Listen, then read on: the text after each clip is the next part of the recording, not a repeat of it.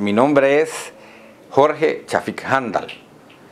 Muchos me dicen Jorge Chafik Handal hijo, y no, él se llama Chafik Jorge Handal.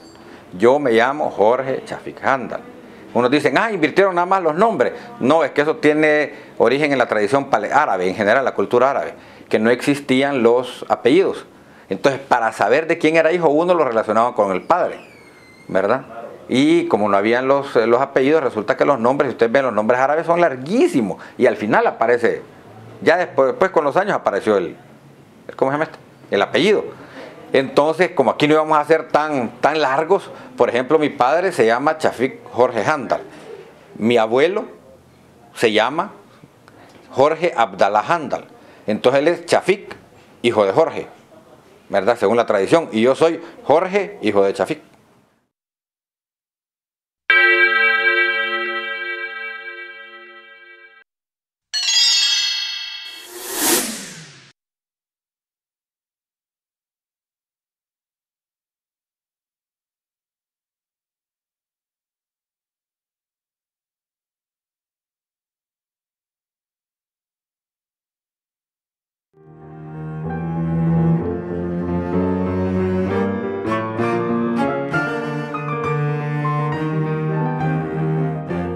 El viaje que hicimos a Palestina, esto fue inolvidable. Año 2000. Nunca había conocido antes su familia en Palestina y ahí quedan 75 núcleos familiares Handal en Belén, en el mero Belén. Y ahí fuimos a todos los lugares santos. A la Basílica de Natividad, fuimos allá. Ahí al lado queda la iglesia donde se casaron sus papás. Fuimos allá. Estuvimos en casa del abuelo de Chafik, papá de su papá. Ahí vimos la casa donde vivía su mamá. O sea, esto para siempre dejó una huella profunda. Siempre soñábamos con volver algún día. Haciendo memoria, mis primeros años de infancia pasaron en Chile, porque recién nacida yo, mi padre fue exiliado hacia Chile, producto de la actividad política, ¿no?, que él desarrollaba. Fue un exilio bastante largo, al cual se le une mi madre después de haberme dado a luz. Y yo vivo mis primeros años de vida con mi familia en Chile. Ahí nace mi hermano menor. Y la verdad, esos años que vivimos en Chile fueron los años de verdadera vida familiar. Porque, bueno, vivíamos todos en una misma casa. Mi padre no era perseguido, mi padre trabajaba y estudiaba allá. También se incorporó al Partido Comunista de Chile y a una serie de movimientos sociales en Chile, pero fueron los años, repito, de verdadera vida familiar, que se entiende mamá, papá en casa, papá trabaja, regresa a casa, le da un besito a sus hijos, los saca a pasear los domingos y eso. Y luego acá empezamos a estudiar, mis hermanos y yo, en un colegio que quedaba allá por el antiguo Kismet, un parque que está detrás del Parque Libertad. Ahí en la zona donde es el Ministerio de Obras Públicas. Vivíamos exactamente en una casa frente al Ministerio de Obras Públicas, frente por frente. Entonces igual en esa época pues mi padre estaba incorporado a una vida normal, pero siempre con sus actividades políticas clandestinas. Entonces, en aquella época nosotros teníamos, bueno, mis padres tenían una fábrica de pantalones, era un taller más o menos grandecito, y se fabricaban pantalones de muchacho, ¿se acuerdan los pasarrillos? Esos que le llegaban a uno un poquito por abajo de la rodilla, y pantalones para estudiantes, sobre todo del Colegio García Flamenco, del Externado San José y del Liceo. Nosotros fabricábamos pantalones para ellos, bajo la marca Mariscal. Entonces mi papá era quien cortaba los moldes de los pantalones. Mire, yo ya varias veces me lo han preguntado y siempre digo, hay un momento sobre todo, que fue allá cuando los 14, 15 años, yo le digo la edad del chucho, porque es la edad en que uno no atina todavía, que está moldeando su personalidad. Entonces mi padre siempre con nosotros, siempre se esforzó, porque en esa época, con mis hermanas, por ejemplo, tener una plática de varias horas, ¿verdad? Y conmigo nos fuimos una semana a un retiro padre e hijo, nada más nosotros dos, como una semana allá en el lado de Coatepeque, en una casa que de unos compañeros que le prestaron a él. Él tenía que trabajar, aprovechamos ahí a platicar y todo. Entonces, y una de las cosas que siempre él insistió es, mira, no es porque te lo diga yo, sino que porque vos lo pensés. Pensá con cabeza propia. Nos conocimos en Rusia en 1977. Yo ya era profesora, daba clases en la Universidad Lingüística de Moscú. Pero precisamente este año entré en el posgrado y empecé a escribir mi tesis de doctorado. Y trabajaba en la biblioteca, en casa, en otros lugares, haciendo investigación lingüística. Y había muchos eventos en aquel entonces en la Unión Soviética, invitaban a las personalidades de todo el mundo y también a mucha gente de América Latina. Y él llegó como representante de El Salvador, de la izquierda de El Salvador, y a mí me buscaron para que yo trabajara de intérprete con él. Y entonces fue la primera vez que nos conocimos. Y yo le vi, y a mí me impresionó mucho porque era una persona muy carismática, muy viva, muy activa, un conversador muy ameno, muy enérgico. Y tenía unos ojos negros que emanaban inteligencia. Y esto le captura a uno inmediatamente. O sea, si tomar en cuenta todas estas cualidades, uno no puede dejar de enamorarse simplemente. Y yo digo que teníamos tantos puntos de coincidencia que esto nos acercó. Y fue un flechazo. Pero antes de juntar nuestras manos, acercamos nuestros corazones.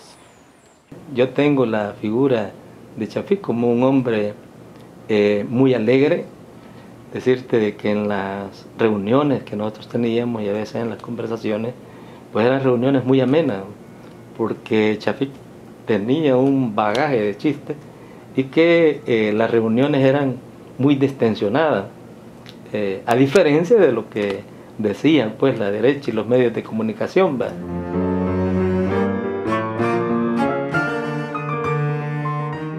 Bueno, yo me casé en Moscú. El vestido de novia me lo llevó él, me lo había hecho mi mamá, pero era un vestido de novia que iba sin ruedo. Entonces él llegó una noche, yo me casé el 2 de junio, él llegó como el último día de mayo y ya era el 2 de junio la boda. Entonces él llegó sobre la tardecita, me llevó el vestido de novia, yo inmediatamente me lo probé, pero me quedaba muy largo. Él pidió al hotel que le llevaran alfileres de hilo y él me cogió el ruedo del vestido de novia. Yo le decía, padre, si esto lo filmáramos, me dice, cállate, que yo no quiero que me vean aquí cosiendo ni nada de eso. Digo, pero fíjese que sería digno, le digo, que se filmara. Bueno, él le hizo el ruedo a mi vestido de novia. Me hizo que me parara en un banquito y con alfileres empezó a sujetar aquel ruedo, ¿no? Y después lo cortamos porque le sobraba un gran pedazo, lo cortamos y él hizo eso. Me recuerdo que mi papá, bueno, nunca nos pegó mi papá. Bueno, nunca, es decir mucho, una vez. Pero porque lo sacamos de quicio. Él tenía su amigo que nosotros le decíamos el chinito gato con botas. Cuando llegaba ese chinito gato con botas, nosotros nos subíamos arriba de aquel señor y un buenazo que se dejaba hacer todo lo que nosotros quisiéramos. Le sacábamos los papelitos que llevaba en el bolsillo de la camisa, le metíamos cositas en el bolsillo del pantalón. Bueno, total, de que parece que un día nos excedimos y mi papá se enojó. Ese día fue el día que él nos castigó. Pero unas palmaditas y luego nos mandó al cuarto y que no saliéramos del cuarto. Claro que nosotros dentro del cuarto hicimos bastantes travesuras que más nunca nos dieron ese tipo de castigo de encerrarnos en un cuarto, porque aquel cuarto terminó hecho terrible.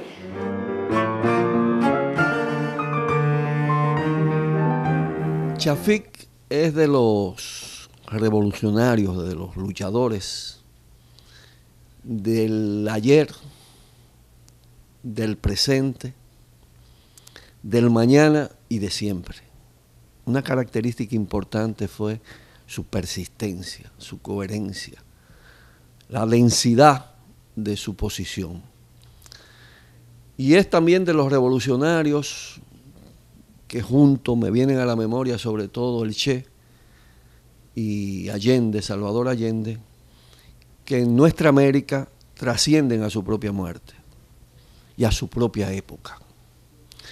Y esto así porque Chafik reunía la condición de un pensador con una sólida formación autodidacta, pero sólida formación cultural, histórica, científica, política, y la condición de un hombre de acción.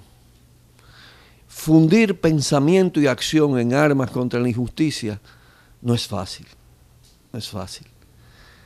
Y sus éxitos, sus extraordinarios logros, se pueden recoger en lo que es hoy el FMLN y en lo que es su liderazgo en la sociedad salvadoreña, hasta el punto que se convierte en una figura emblemática para hacer revolución, la revolución pendiente, la revolución que estaba en marcha. Chafik tenía la gran capacidad, que por supuesto la fue desarrollando con la medida en que iba desarrollando su pensamiento, en hacer una caracterización histórica del periodo en que se encontraba el país, y sobre esa base entonces Chafik desarrolló, mejor dicho, no es que podía, desarrolló su pensamiento orientado, dirigido a la definición de las estrategias políticas del partido, con vistas al asunto del poder en el país. Eso lo hizo en los años, finales de los años 50, los años 60, los años 70 también, antes de la guerra, durante los años de la guerra. Hizo las caracterizaciones muy profundas sobre la guerra, las distintas etapas de la guerra, y a cada etapa de la guerra la estrategia que le correspondía. Bueno, y hoy en la posguerra, que es más complejo, la lucha política es más compleja que aquella que tuvimos durante los años de la guerra. Y el aporte de Chafik en eso fue fundamental, en el sentido en que pudo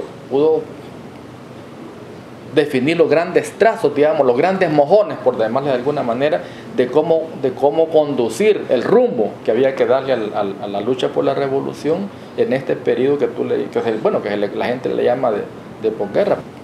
Y aquí está otro valor de Chafik: evitar un viraje del frente hacia la derecha, que llegó hasta producirse en determinados momentos. Un gran rescatador, aparte de otros compañeros y compañeras sumamente valiosas, ¿no? Y está el propio coordinador actual, Milton, y está Ramiro, y está Leonel, y están las compañeras que reivindicaron las raíces revolucionarias originarias del frente a la tendencia a un conservadurismo, una aceptación no contestataria de la participación institucional, un dejarse llevar por el sistema de privilegios, un dejarse hasta comprar por el enemigo, que hizo un plan para desnaturalizar y hacerle perder la esencia revolucionaria al FMLN. Él ayudó mucho a construir la estrategia del FMLN. Él siempre trató de apartarse de los dogmas, y quizás esa flexibilidad que se tuvo, primero a partir de que él no tenía ninguna duda de que la lucha en El Salvador es por terminar con el capitalismo y construir una nueva sociedad, el socialismo. Eso en ningún momento estuve en duda. Él tenía claridad de esa visión estratégica, pero también tenía una capacidad en el planteamiento táctico de ir adecuando esa estrategia a la situación de cada momento. Él tenía una valoración muy acercada de las coyunturas y en cada coyuntura pues lo que se buscaba era ir acumulando. Entonces la visión estratégica del FMLN tiene mucho que ver con el pensamiento de Chafik.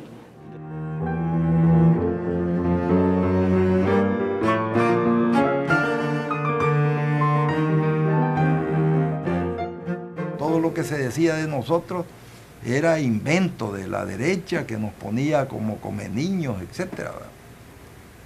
Cuando Osorio hizo su gran represión por la que yo fui a dar a Chile, el año 52, por ejemplo, sacaban boletines de Casa Presidencial.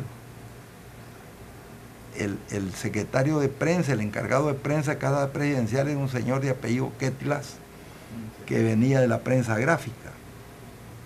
Y entonces sacaban unos boletines más o menos como este. Voy a hablar de uno de ellos. Dice a los comunistas que capturamos porque hicieron una redada, les encontramos unos tickets donde en un lado tenían el sello de la hoja y el martillo y al otro lado decía: vale por una mujer para toda la noche. Y eso se repartían, dice, entre ellos. Otro boletín decía que encontramos en las casas de estos capturados evidencias de cómo hacían su trabajo para conquistar al campesinado. Llevaban a sus esposas, a sus hermanas o a sus novias, las llevaban al campo y les decían: los comunistas estamos a favor del amor libre, entonces aquí traemos a nuestras esposas, nuestras novias, nuestras compañeras, para que ustedes se acuesten con ellas. Así era. La lucha anticomunista era así. Pero bueno, yo quiero hablarles de otra cosa. Ustedes se han dado cuenta de quién triunfó en Bolivia, ¿va?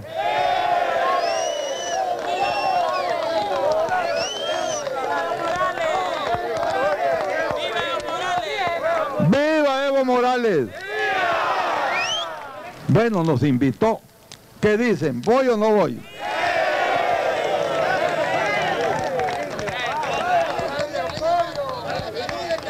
Vamos a ir con Medardo. Vamos a ir y ahí les cuento.